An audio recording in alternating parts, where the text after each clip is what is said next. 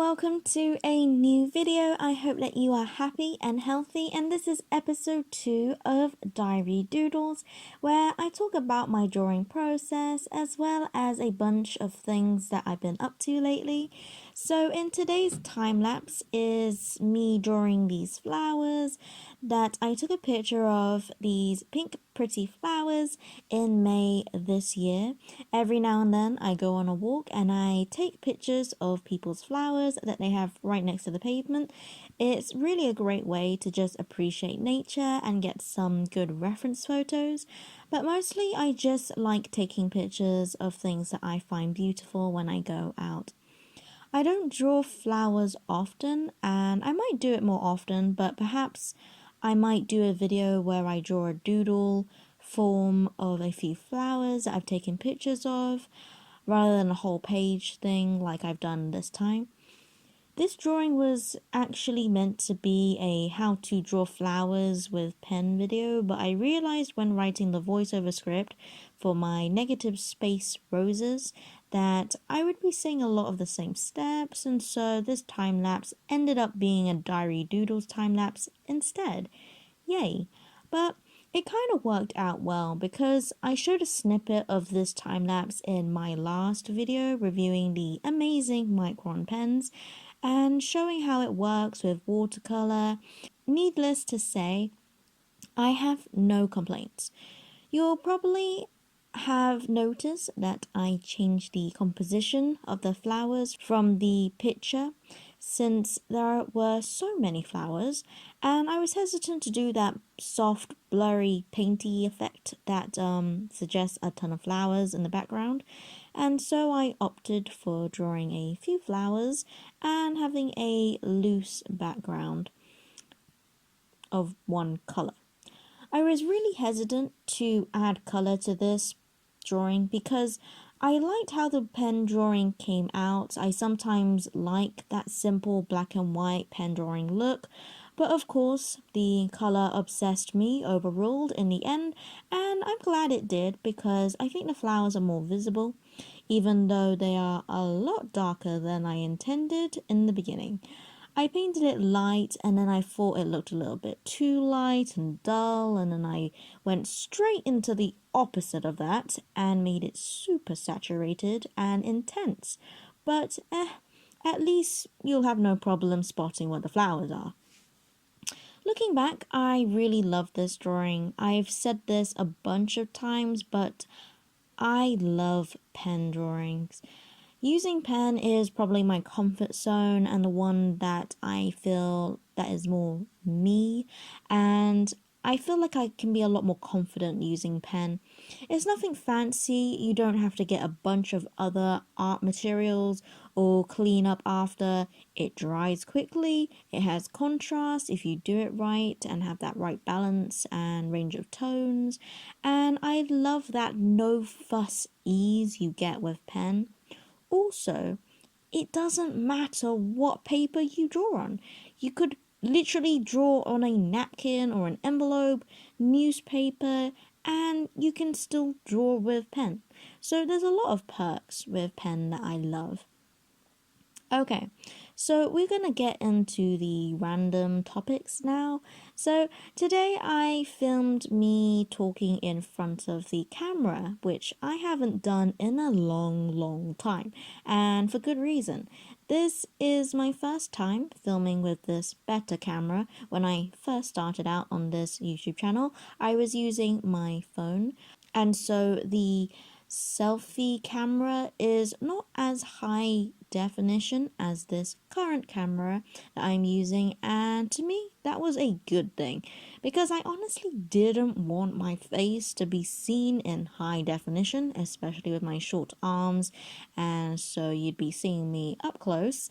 But since this video is a tips video where I couldn't really fit a time lapse that would make sense, I thought I'd just rise to the challenge of filming in front of the camera, looking at the camera 5% of the time, and going unscripted, which is another challenge in itself, and it surprisingly wasn't as hard as before.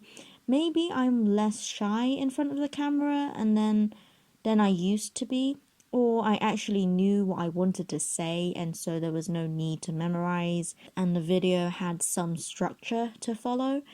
I could have done that beauty mode thing to hide some of the imperfections of my face, but in all honesty, I just wanted the video to be filmed, and so I didn't faff with that except for a few minor setting changes to blur the background a bit and make the lighting less harsh.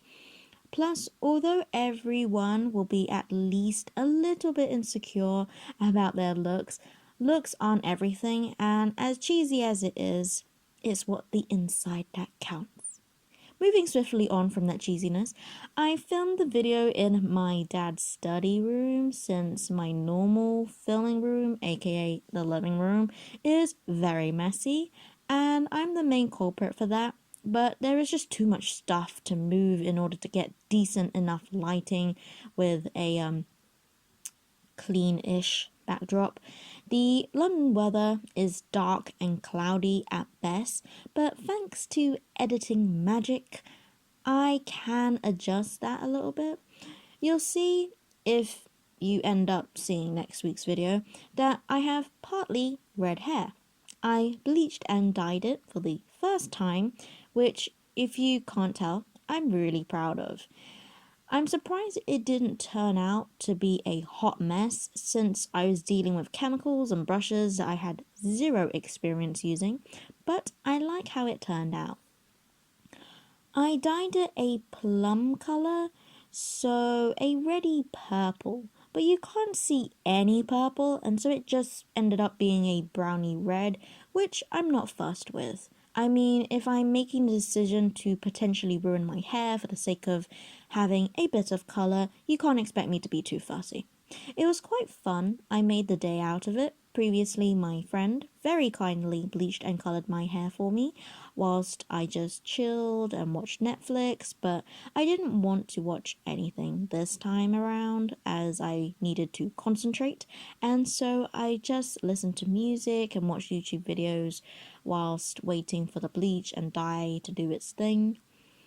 Recently, drastically changing topic now, I had a WhatsApp call with my cousin who lives in Malaysia, and honestly, it's something I should do more often, and I do plan to do more often, but it amazes me how I don't need to make any additional costs to make an overseas call.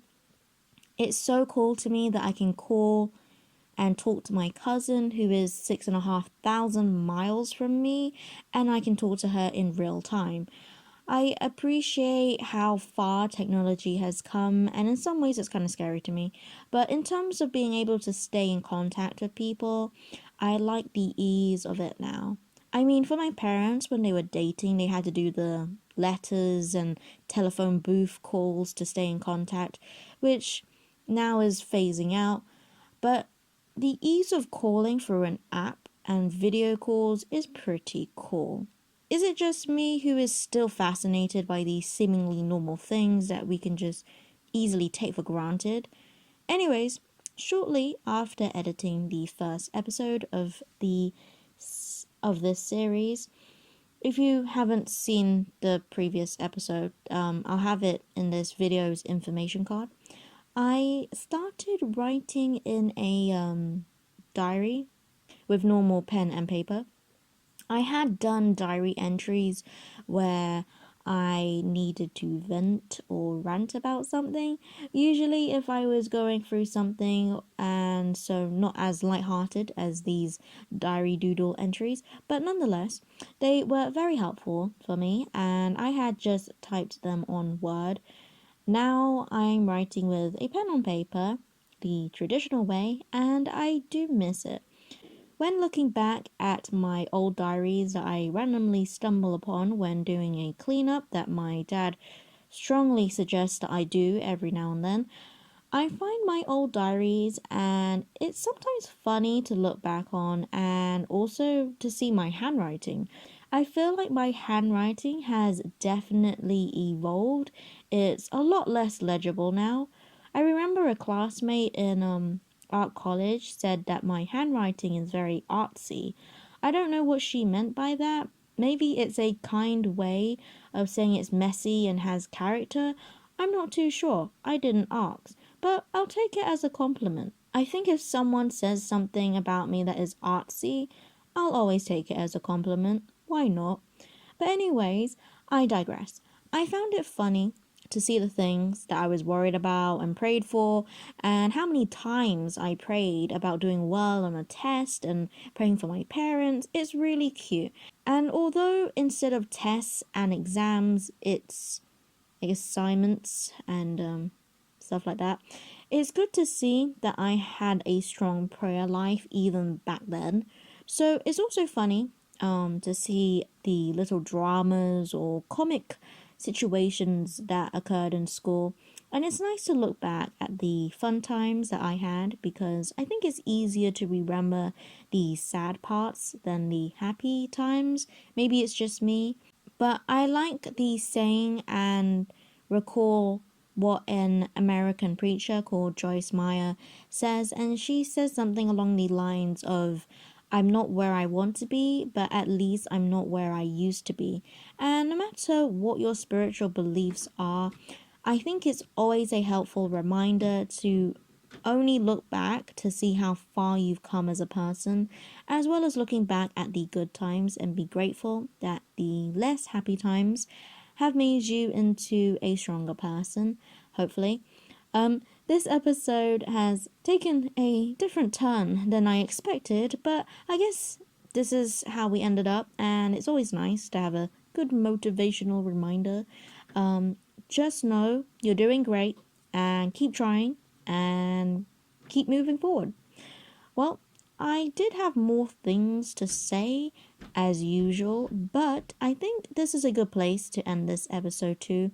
I hope that whoever is watching this video is enjoying at least a fraction of how much I am enjoying just casually talking like this. Excited for more episodes to come. I think this is a new chapter in this YouTube channel journey where I don't really know what I'm doing, but I'm having fun with it anyways. That is all from me, so don't forget to subscribe for weekly Saturday watercolor and drawing related videos. And as always, God bless, and I'll see you later.